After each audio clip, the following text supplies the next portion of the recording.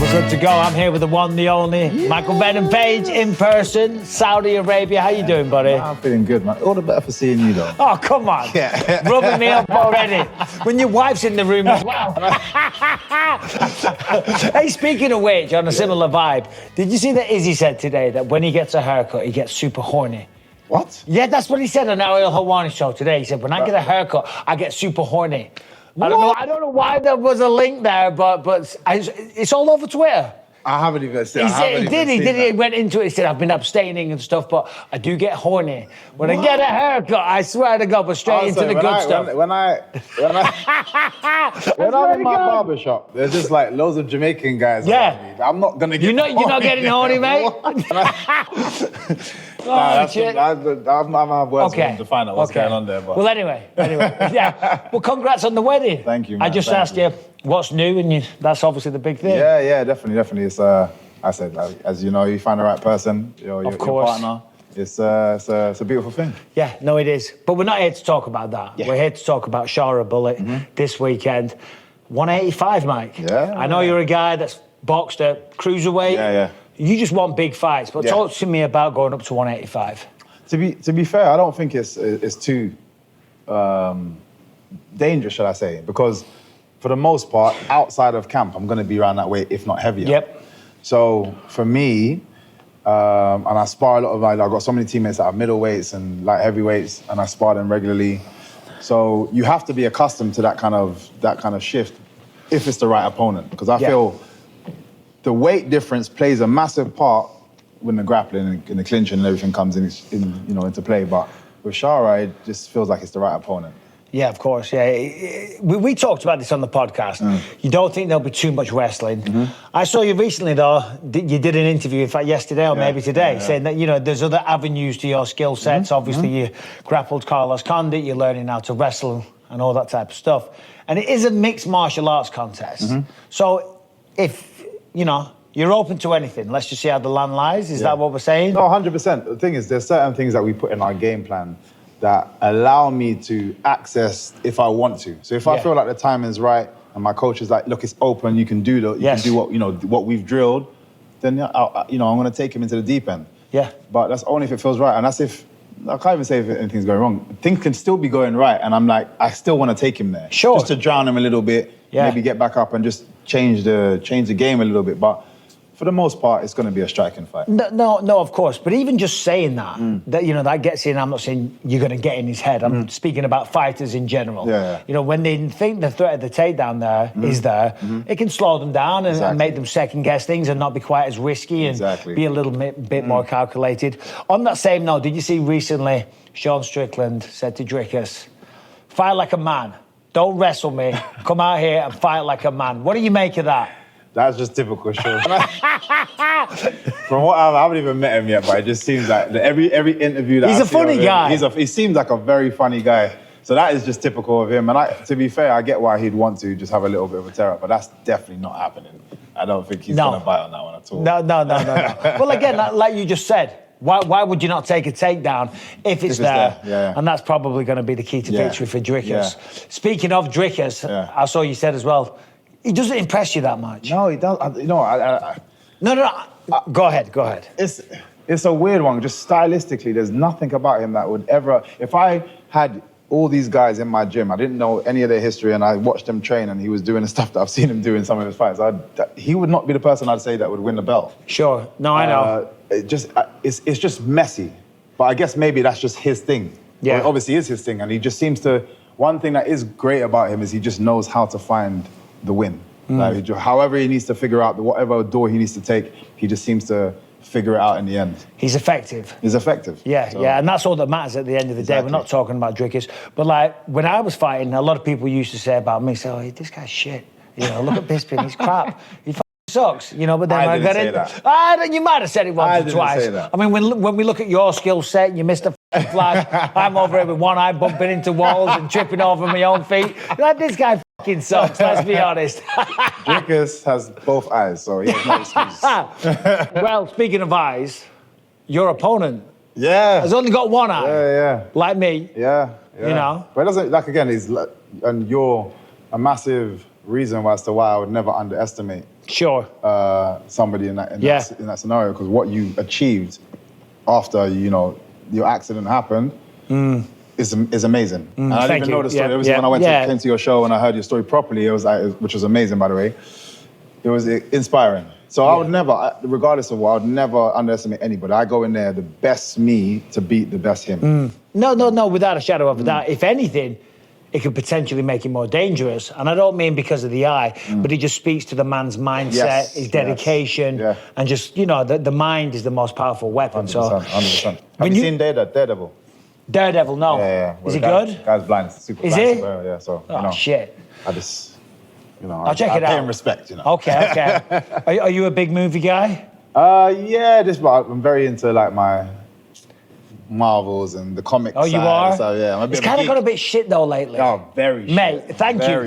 Because I loved all that stuff, but now it's like, come on. Yeah. It's getting. I'm hoping, I don't want to say too much. I'm hoping there's talks of a few movies coming back. I'm hoping it, changes. But yeah. You might be in one day. I would love to be.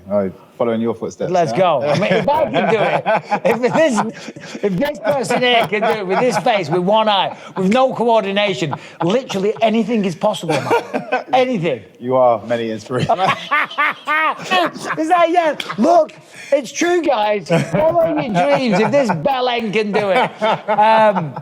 Talk to me about Shara and his striking style, because obviously you got the karate style, the hands are low, you're fancy, you're fast, very unpredictable. Yeah. He's more conventional. Yeah. I don't mean that as an insult, but he's, more conventional, as I say.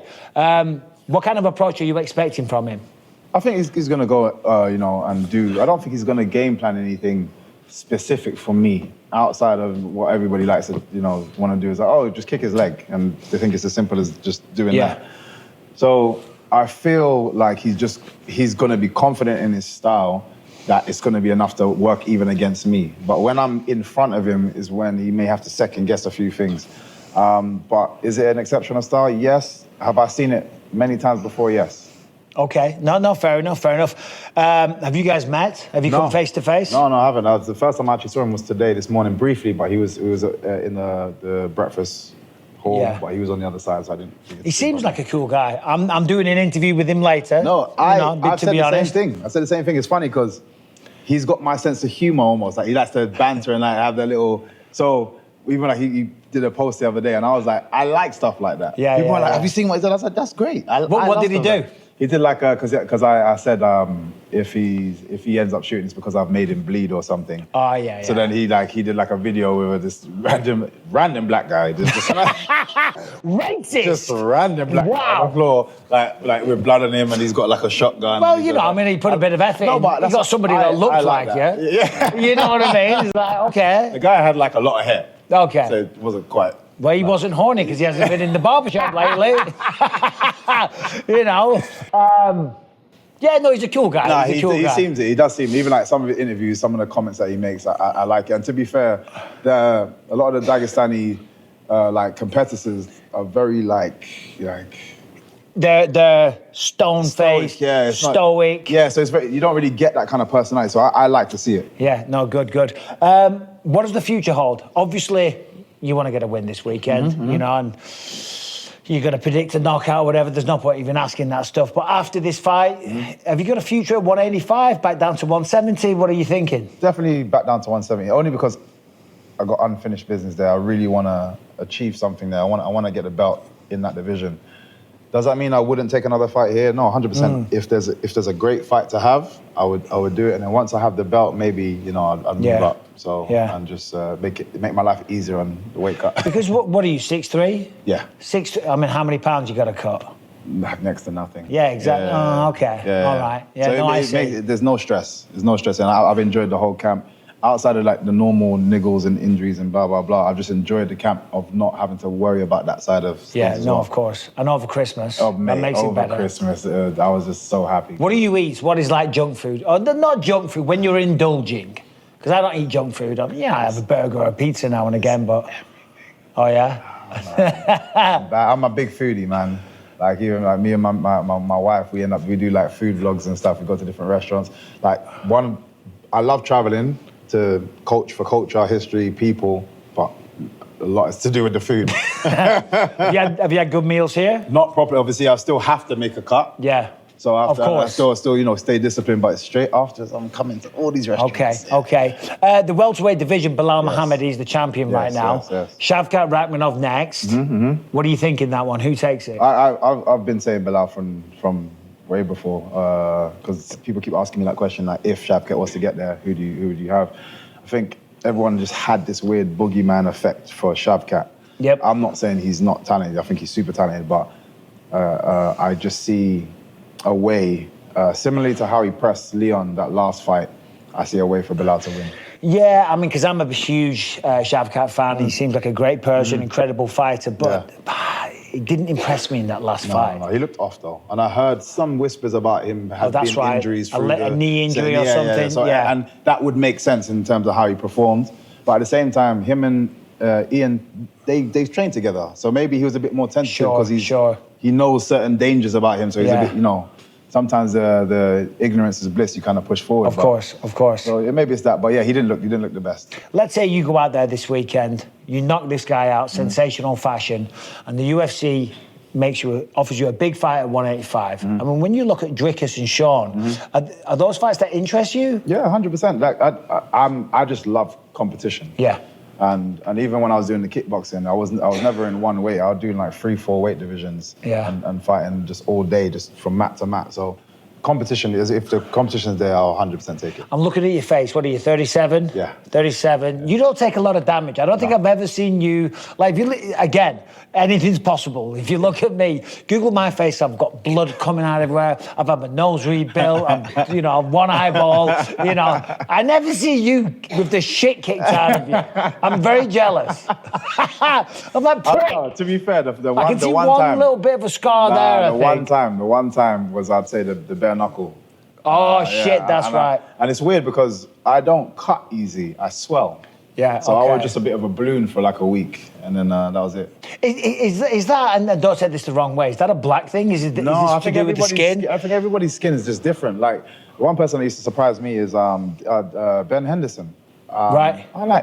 He would just fight, and then in between rounds, I'm like, you just look the same again. I don't, it just ties No, because Anderson Silva was the same. Yeah, but again, he's similar style in terms of doesn't take too much shots and stuff. Sure. So, yeah. But there are guys that can. He took a couple off me, Mike. Oh, mate. He fucking took a couple off me. Definitely did. He just didn't cut. No, he didn't. I was like, come on, you prick. My face was falling off. Who's your favourite striker of all time? Because obviously you're one of the best. Who did you take inspiration from as a martial artist? A lot of my inspirations came from the kickboxing world. Yeah. I followed MMA when I got to MMA. Yeah. I didn't really follow it much before, other than Chuck Liddell I used to love.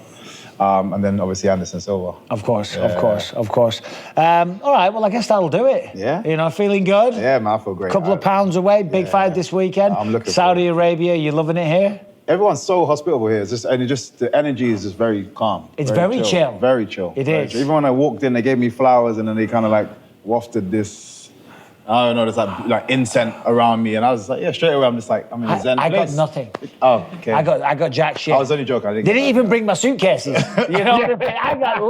I got less than what I came with.